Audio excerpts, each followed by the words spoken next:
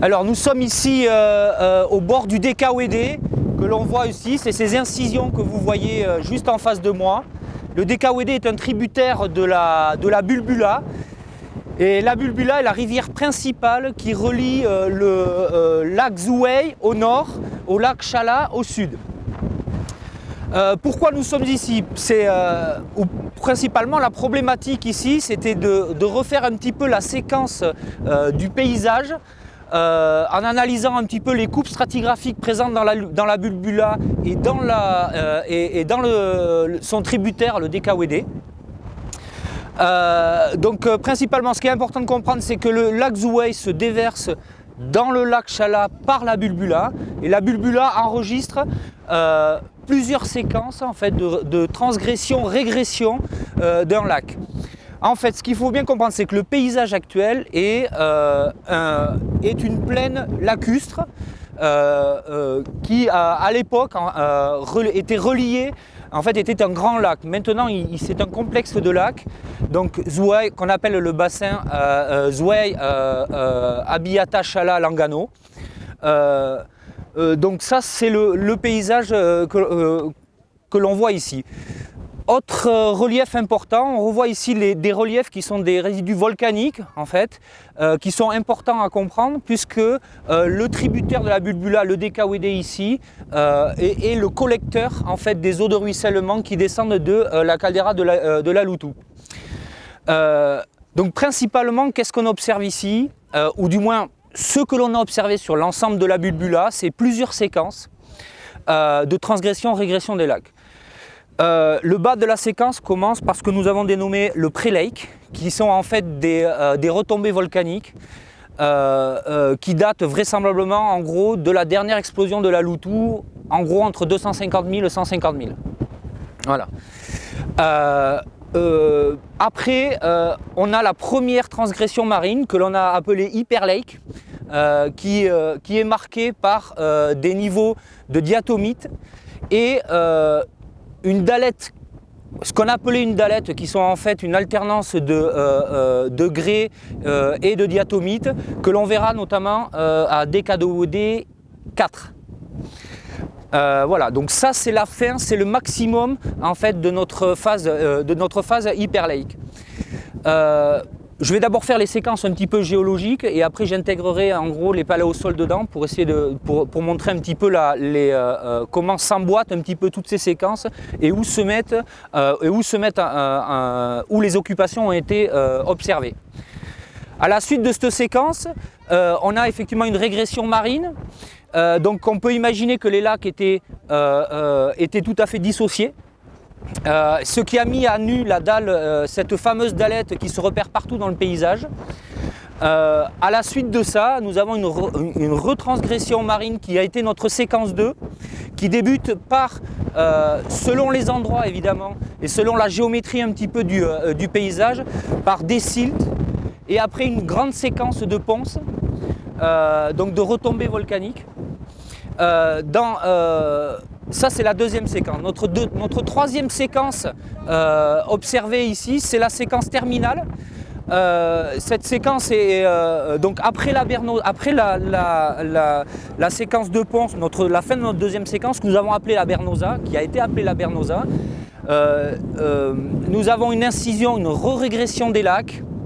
Et donc là encore les lacs sont tout à fait séparés. Au-dessus de ça, notre troisième séquence vient chapeauter en fait le haut du paysage. C'est encore une alternance de siltes et de ponces et beaucoup de colluvions avec des paléosols. Et enfin la fin totale de la séquence qu'on aperçoit partout dans le paysage, et qui est un très bon marqueur stratigraphique pour nous, c'est un niveau de coquillage. Un niveau de coquillage qui scelle un petit peu tout le paysage, qui en fait est la marque des derniers rivages en fait, de ces lacs. Donc voilà un petit peu le paysage. Donc ça c'est uniquement pour illustrer un petit peu les différences un petit peu lithologiques que l'on peut avoir dans ce que l'on peut observer dans ces coupes. À l'intérieur de ces séquences, on a observé effectivement des arrêts de sédimentation qui sont postérieurs généralement aux incisions, ce qu'on appelle la discordance en fait. Donc la majorité de ces séquences en fait sont des séquences emboîtées, c'est pour ça qu'on ne les repère pas systématiquement en stratigraphie. C'est important de comprendre que la géométrie un petit peu du paysage et notamment de la bulbula qui nous contraint un petit peu à l'observation, nous font observer que ces trois séquences sont emboîtées. Qu'est-ce que ça veut dire? Ça veut dire que le long de la bulbula, on n'a quasiment jamais la séquence 1, la séquence 2, la séquence 3 qui s'est superposée. Par contre, on observe souvent séquence 1, séquence 2, avec généralement rien, séquence 1 et séquence 3, souvent, très souvent sur l'ensemble de la bulbula, et notamment à Courcoura et à bulbula 1, et également ici un petit peu. Ça, c'est un peu on va dire, le cadre un petit peu géologique de ce qu'on observe ici. À l'intérieur de ces séquences, effectivement, et c'était l'objectif bien évidemment, c'était de retrouver des niveaux archéologiques et pour essayer un petit peu de caler les occupations dans le paysage. Principalement, ces niveaux archéologiques s'observent principalement dans des paléosols. Les paléosols sont en fait un arrêt de la sédimentation, généralement après des discordances, c'est-à-dire généralement des régressions de lacs. Donc dans les transgressions lacustres, on n'observe aucune occupation. Par contre, immédiatement dès qu'on a des régressions, effectivement le paysage se stabilise légèrement et on voit l'apparition de paléosols. Le premier paléosol que l'on observe, c'est celui qu'on observera à DKWD2 et dont vous parlera François. 4, pardon, et dont vous parlera François. Il est immédiatement au-dessus de notre dalette repère. Donc en fait ça exprime une bonne régression, une grande régression des lacs et en fait l'occupation se situe dans un paléosol uniquement au-dessus de cette dalette graiseuse. Ça, c'est un paléosol où l'industrie, mais François vous en parlera mieux que moi, qui est daté du MSC, donc Middle Stone Age. D'autre part, ce qu'on a trouvé, c'est qu'on a trouvé deux autres sites, qui est DKWD2S1 et DKWD2S2 et S3, trois sites en fait, qui se situent là, non pas au haut de la première séquence, mais plutôt à la base de la troisième séquence. Donc on observe ces paléosols, c'est des paléosols qui sont formés dans de la colluvion de pumice.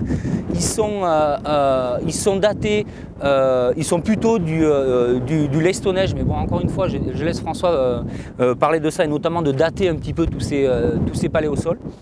Donc de toute façon, vous direz filmer là-bas. Ils sont en séquence en fait, donc on a une succession de deux paléosols, un premier paléosol à la base dans de la pumice et un deuxième paléosol sur le haut qui termine la séquence juste en dessous du niveau lacustre marqué par la malacophone. Donc en gros, voilà un petit peu qu'est-ce qu'on observe ici. Je vous ai replacé un petit peu ça en séquence. Je pense que François, tu pourras récupérer un petit peu tout ça. Qu'est-ce qu'on peut ajouter ici? Ce qui est important de comprendre ici, c'est que les enregistrements archéologiques sont quasiment systématiquement dans des paléosols. Donc en gros, en termes géologiques, un paléosol, c'est évidemment une accumulation de plusieurs millénaires d'occupation. Donc l'industrie qui est représentée est difficilement datable et nous donne uniquement des fourchettes. Dans l'objectif à atteindre ici maintenant, c'est effectivement d'arriver à dater précisément, on a quelques dates et notamment données par l'archéologie, qui nous permettent effectivement de dater cette séquence. En gros, on a une séquence en gros de 250 000 jusqu'à nos jours. Ces différences, l'objectif maintenant, c'est effectivement de corréler tout ça dans toute la géométrie le long de la bulbula et d'observer un petit peu les endroits préférentiels où ont préféré s'installer les différentes occupations, que ce soit MSC ou que ce soit LSC.